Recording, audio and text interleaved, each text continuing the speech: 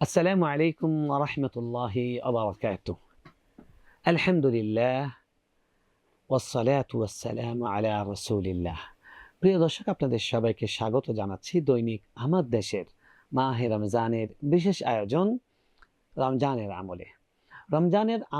রমজানের এই বিদায়ী লগ্নে একদম শেষ বেলায় বিদায়ী টটে একটি আমলের কথা বলবো, যে আমলটি রাসূল সাল্লাল্লাহু আলাইহি ওয়াসাল্লাম করেছেন। সেই আমলটি হলো শুধু নিজেই ইবাদত করা নয়, নিজের পরিবারের সদস্যদেরকেও ইবাদতের জন্য জাগিয়ে দেওয়া। রমজানের শেষ দশক রাসূল সাল্লাল্লাহু আলাইহি ওয়াসাল্লাম সারা রাত জাগ্রত থাকতেন। আল্লাহ নবী সাল্লাল্লাহু আলাইহি ওয়াসাল্লামের প্রিয়তমা স্ত্রী, আমাদের মা মুমিন জননী উম্মাহাতুল মুমিনিন আয়েশা আস-সিদ্দিকা সিদ্দিকা বিনতু সিদ্দিক রাদিয়াল্লাহু তাআলা আনহা বলছেন, রাসূলুল্লাহ সাল্লাল্লাহু আলাইহি সাল্লাম ইযা দাখালাল আশর শাদ্দা মিযজারা ওয়া আহইয়া লাইলা ওয়া আইকাযা আহলা। নবী সাল্লাল্লাহু আলাইহি সাল্লাম রমজানের শেষ 10 দিন প্রবেশ করলে তিনি তার পরিধেয় বাঁধনটা শক্ত করে বাঁধতেন এবং তিনি সারা রাত জাগ্রত থাকতেন, তার পরিবারের সদস্যদেরকে জাগিয়ে দিতেন। আমরা ইতিমধ্যে এই 10 দিন বেশি বেশি ইবাদত করা, ইবাদতে অধিক অভিনিবেশ এবং মনোযোগ দেওয়া, সেই বিষয়ে এই হাদিসটি আপনাদেরকে এর আগে জানিয়েছি।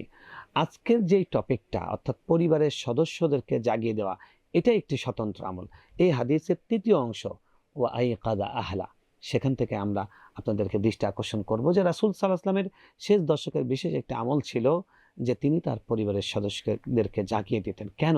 ওঠো, উঠে তোমরাও একটু তাহাজ্জুদ পড়ো, তোমরাও একটু আল্লাহর কাছে মাগফিরাত কামনা করো, তোমরাও লাইলাতুল কদর পাওয়ার চেষ্টা করো। এটা তো এমন একটি সুযোগ, এক রাতের ইবাদত 84 বছরের সওয়াব, এক রাতের ইবাদত অতীতের সমস্ত গুনাহ ক্ষমা, এক রাতের ইবাদত, যে ইবাদতের রাতের জন্য আল্লাহ তাআলা সূরা কদর একটি স্বতন্ত্র সূরা নাজিল করেছেন, যেই রাতে ফেরেশতারা নেমে আসেন, যেই রাতে ফেরেশতারা দোয়া করেন। তো এই কল্যাণ শুধু আমি একা কেন পাবো? আমার পরিবারের সদস্যরা তো প্রথম হকদার। এজন্য তিনি তার স্ত্রীদেরকে, তার সন্তানদেরকে জাগিয়ে দিতেন।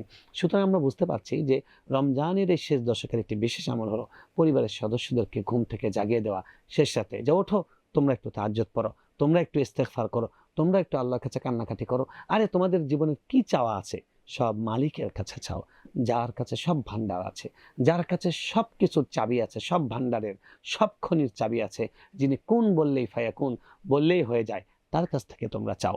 আমরা তো কতজনের কাছে চাই, কেউ দেয় কেউ দেয় না, সবাই বিরক্ত হয়। কিন্তু আল্লাহ হলেন এমন দেনেওয়ালা যে তার কাছে না চাইলে তিনি বিরক্ত হন, চাইলে তিনি খুশি হন। সুবহানাল্লাহ। তাই চাওয়ার জন্য পরিবারকে জাগিয়ে দিন।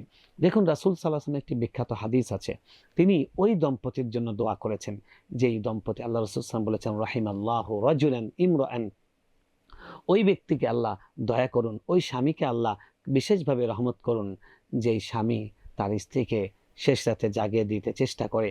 সে যদি ঘুম থেকে না ওঠে, ভালোবাসায় মানে হাসতে হাসতে খুশি মুখে একদম ভালোবাসার রোমান্স ছড়িয়ে দিয়ে তিনি তার স্ত্রীর মুখে পানি ছিটিয়ে দেন, ওঠো, জেগে ওঠো, একসাথে আমরা আল্লাহর কাছে কাঁদি, একসাথে জান্নাতে যাব, একসাথে দুনিয়াতে জীবন যাপন করছি, একসাথে আমরা জান্নাতে যাব। তো এইটা ও যেই পুরুষ তার স্ত্রীকে এভাবে জাগিয়ে দেয়, রাসূল সাল্লাল্লাহু আলাইহি ওয়াসাল্লাম আল্লাহর কাছে দোয়া করেছেন আল্লাহ তাকে খাস বিশেষ রহমত করুন। ঠিক একইভাবে যেই স্ত্রী তার স্বামীকে ডেকে দেন, জাগিয়ে দেন, তার ব্যাপারেও রাসূল সাল্লাল্লাহু আলাইহি ওয়াসাল্লাম দোয়া করেছেন। এই দশকটা কিন্তু সেই আমলটা, সেই প্র্যাকটিসটা, ওটা তো সারা বছরের জন্য ঘোষণাটা আছে, এই দশকটা কিন্তু সেটার জন্য সর্বোত্তম সময়।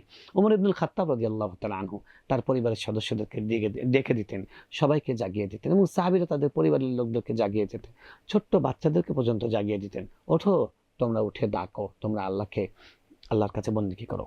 আমরা পুরুষ লোকেরা আমরা মসজিদে গিয়ে তো তারাবি পড়ি, অনেক মসজিদে তাহাজ্জুদের জামাত হয়, এই শেষ দশকে কিয়ামুল লাইল হয়, সেখানে গিয়ে আমরা অংশগ্রহণ করি। কিন্তু খুব কম মসজিদে আমাদের মা বোনদের সুযোগ আছে। মা বোনরা তো বঞ্চিত হয়ে যাচ্ছেন।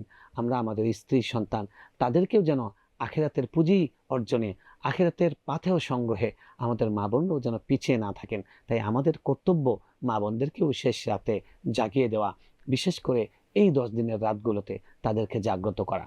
দেখুন, ইন জেনারেল আল্লাহ কিন্তু কোরআনে আদেশ দিয়েছেন সালাতের ব্যাপারে, ওয়া'মুর আহলাকা বিস-সালাতি ওয়াসতাবির আলাইহা, তুমি তোমার পরিবারের সদস্যদেরকে সালাতের আদেশ দাও, আর তুমি নিজেও এটার উপর অবিচল থাকো। সালাত, নামাজ এমন একটি ইবাদত, যে ইবাদত শুধু নিজে করলে হয় না, এই ইবাদত করতে হয় এবং অন্যদেরকে করতে বলতে হয়। তো যাদেরকে বলবেন তাদের মধ্যে সর্বপ্রথম অগ্রাধিকার আপনার স্ত্রী সন্তান, আপনার পরিবারের সদস্য। আল্লাহ রাব্বুল আলামিন কোরআনে আরেক জায়গায় বলছেন, কু আনফুসাকুম ওয়া আহলিকুম নারা, তুমি নিজেকে এবং নিজের পরিবারের সদস্যদেরকে জাহান্নামের আগুন থেকে বাঁচাও। তাহলে রমজানের এই শেষ দশকে একটি বিশেষ আমল, যেটি রাসূল সাল্লাল্লাহু আলাইহি ওয়াসাল্লাম করেছেন, আমাদেরকে শিক্ষা দিয়েছেন, পরিবারকে জাগিয়ে দেওয়া। আমরা আসুন না, আমরা ওই প্র্যাকটিসটা করি, আমরাও শুরু করি, আমরাও চালু করি, আমরাও পরিবারের সদস্যদেরকে জাগিয়ে দেই। আর এই অভ্যাসটা যদি আমরা ধরে রাখতে পারি বছরব্যাপী, জীবনব্যাপী, যে আমরা স্ত্রীদেরকে মাঝে মাঝে জাগিয়ে দেব, স্ত্রীরা আমাদেরকে জাগিয়ে দিবেন, ওঠো না, তাহাজ্জুদ পড়ি, একসাথে জান্নাতে যাওয়ার জন্য আল্লাহর কাছে দরখাস্ত নিবেদন করি।